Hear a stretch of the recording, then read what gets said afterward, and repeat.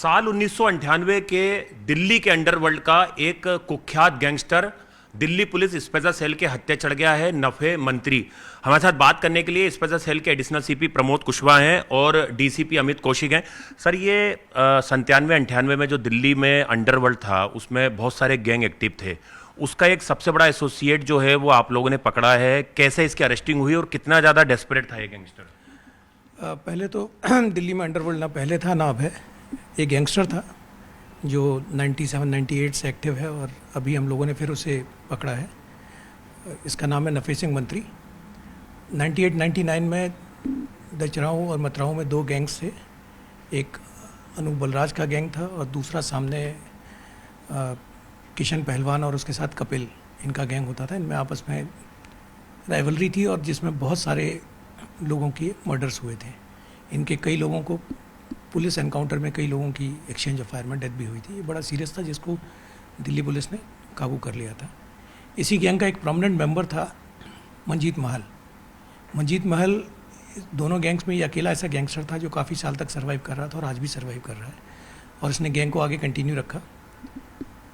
इस गैंग का एक खास मोहरा है नफे सिंह मंत्री, जिसको स्पेशल सेल ने ही अरेस्ट किया था पीछे भी। अरेस्ट करके ये काफ़ी टाइम मकूका में बंद रहा और ये फिर पैरोल लेके 2023 में 7 दिन की पैरोल ली और उसके बाद अक्टूबर 2023 से एब्सकॉन्ड कर रहा था। और ये तब से एब्सकॉन्ड कर रहा था। इसको अरेस्ट करने के लिए डीसीपी अमित कौशिक और इंस्पेक्टर अनुज नौटियाल और एक एसीपी जो है हमारे राहुल, इनकी टीम काफ़ी टाइम से पीछे पड़ी रही। पूरा मतलब नॉर्थ इंडिया छान मारा और नेपाल बॉर्डर पे भी कई महीने ये लोग पड़े रहे। तो पिछले 6-7 महीने के अथक प्रयासों से इन्होंने इसको अरेस्ट किया है। और इसकी इम्पोर्टेंस ये है कि मंजीत महल के गैंग ने हाल फिलहाल में पिछले कुछ साल पहले एक सुनील डॉक्टर का मर्डर किया था।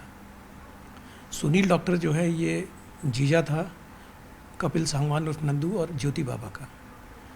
और इस रिटेलिएशन में इनकी आपसी लड़ाई हुई और उसमें उन्होंने मंजीत महल के 5 आदमियों का मर्डर किया था, जिसमें कि खुद मंजीत महल के फादर, नफे मंत्री के फादर, एक धर्मेंद्र था उसका भाई मारा है, प्लस एक अशोक गहलोत जिसको प्रधान के नाम से भी जानते हैं, उसके भाई भतीजों का भी चंडीगढ़ में एक क्लब के बाहर जिसका मर्डर किया है। तो ये इस तरह से 4-5 मर्डर किए हैं। ज्योति इस गैंग ने इसके अलावा, इन मर्डर्स के अलावा नंदू गैंग ने नफे मंत्री इसका नफे सिंह राठी का मर्डर भी किया था, सुरेंद्र मटियाला का भी मर्डर किया था। ऐसे बहुत सारे मर्डर्स इन्होंने कर रखे हैं। रिटेलिएशन में पहले भी कुछ मर्डर हुए थे लेकिन बंद होने के बाद से थोड़ी शांति थी। अब ये निकल के वापस भागा है विद द सोल इंसेंट पर्पस कि गैंग को दोबारा रिवाइव करेगा अच्छे से और रिटेलिएटरी किलिंग्स जो हैं वो करेगा। तो एक तरह से गैंग रिवाइव हो पाए उससे पहले इस टीम ने अपने अच्छे एफर्ट्स करके एक ब्लड बाथ को होने से बचा लिया। सर, आपकी पूरी टीम है ऑपरेशनल आपके साथ। सर, ये इसका नाम मंत्री सरनेम क्यों है? क्या कोई सरनेम है या इसका दिमाग था इसके पीछे नहीं, गैंग का? ये इसका निकनेम है मंत्री। मंत्री इसको इसलिए बोलते हैं कि जैसे पुराने टाइम में किसी राजा के जो एडवाइज़र्स होते थे उनको मंत्री कहते थे, आज भी तो ये वहाँ से लिया गया कि ये गैंग को एडवाइज़ करता था। गैंग का ब्रेन ये है, इसलिए इसका निकनेम मंत्री है। इनफैक्ट मंजीत महल के जितनी क्रिमिनल एक्टिविटीज़ हैं उनकी ये कॉन्स्पिरेसी का मेन मास्टर यही होता है। सर, नंदू जो है वो विदेश में बैठा हुआ है। लगातार एजेंसियां उसको ट्रैक करने की कोशिश कर रही हैं। एक अभी विधायक से उसका नाम भी जुड़ा। तो क्या लग रहा है सर कि अब नंदू गैंग के जो एसोसिएट्स हैं उनका बदला लेने के लिए पूरे अपने आप को रिवाइव तैयार कर दिया, जैसा आप बता रहे हैं? मैंने आपसे कहा कि ये कर रहे थे। इनकी कोशिश यही थी कि ये बदला लेने के लिए करें, तो इनकी कोशिश को दिल्ली पुलिस ने नाकाम कर दिया और अच्छे एफर्ट से इसको, इससे पहले कि ये सब शुरू कर पाता, इसको अरेस्ट। सर, मंजीत महल की अभी क्या, कहाँ पे सर, जेल में है? कैसे क्या? मंजीत महल अभी जेल में है काफ़ी टाइम से। उसको भी स्पेशल सेल नहीं पकड़ा था 2015 या 16 में और तब से वो लगातार जेल में ही है। सर, क्या जैसे अभी ये लॉरेंस बिश्नोई का पैटर्न है या बम्बिया का, ये यूथ को अपने गैंग में एसोसिएट कर रहे हैं, तो क्या इन्होंने भी कोई रिक्रूटमेंट प्लान तैयार किया था? जैसे बताया कि अपने 97-98 में इनका काफ़ी बोलबाला था, फिर सेल ने बहुत सारे इनके एसोसिएट्स गिरफ्तार किए, इनकाउंटर मारे। अब ये वापस अपने आप को अगर तैयार करे थे तो क्या इनकी मॉडल्स क्या थी सर नई? अब डेफिनेटली नए लड़कों को ये कोशिश करते हैं कि नए लड़कों को ल्योर करें, अपने साथ ज्वाइन करें और क्रिमिनल एक्टिविटीज़ में इन्वॉल्व करें।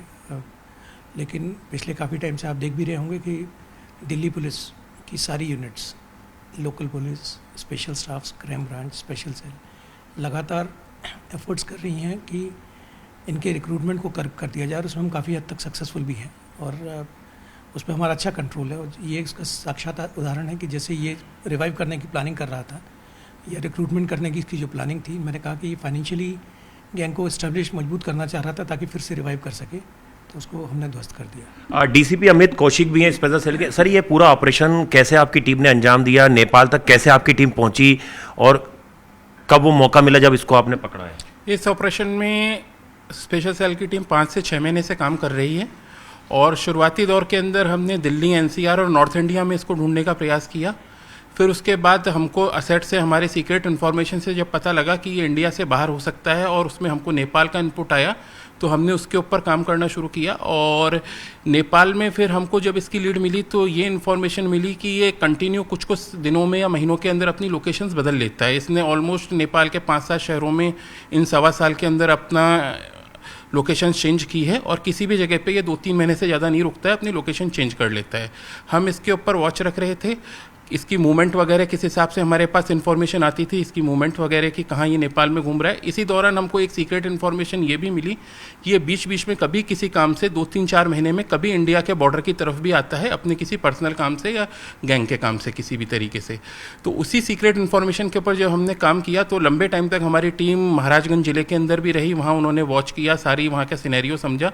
और एक बार जब सीक्रेट इन्फॉर्मेशन अभी मिली जब हमको कि वह इंडिया बॉर्डर के अंदर आ रहा है, तो हमने अपनी पूरी टीम के साथ पूरी लगा के इसको वॉच करके इसको अरेस्ट किया वहाँ पर, और इसको अरेस्ट करके दिल्ली सर, जैसा कि आपने बताया कि ये कोई साइड बिजनेस भी अपना शुरू करने वाला था, जैसे और भी गैंगस्टरों का पैटर्न है कि वो अपने गैंग की एक्टिविटीज़ के साथ अपने कुछ साइड बिजनेस कर रहे हैं विदेशी धरती पे, और उससे जो पैसा आ रहा है उसको गैंग के कामों में इस्तेमाल करें, तो इसका भी नफे मंत्री का भी कुछ प्लान था? जी हाँ, जो अभी प्राइमा फेसिया इंटरोगेशन हुई है और पता चला है, उसमें ये फ्रूट बिजनेस जो नेपाल का है उसके अंदर ये अपने आप को इन्वॉल्व करना चाह रहा था, और उसमें ये कुछ पार्टनर्स भी वहाँ पे ढूंढ रहा था कि उनके सहायता से हेल्प मिलके ये फ्रूट बिजनेस के अंदर आ सके और फाइनेंशियली खुद को और गैंग को स्ट्रेंथन कर सके। तो ये स्पेशल सेल की पूरी टीम थी कि किस तरह से जो ऑपरेशन मंत्री है उसको अंजाम दिया गया, और भारत नेपाल बॉर्डर से जो नफे मंत्री है उसकी गिरफ्तारी हुई है, और अब स्पेशल सेल के साथ जो बाकी एजेंसियां भी हैं वो बारी बारी से इस गैंगस्टर से पूछताछ करेंगी।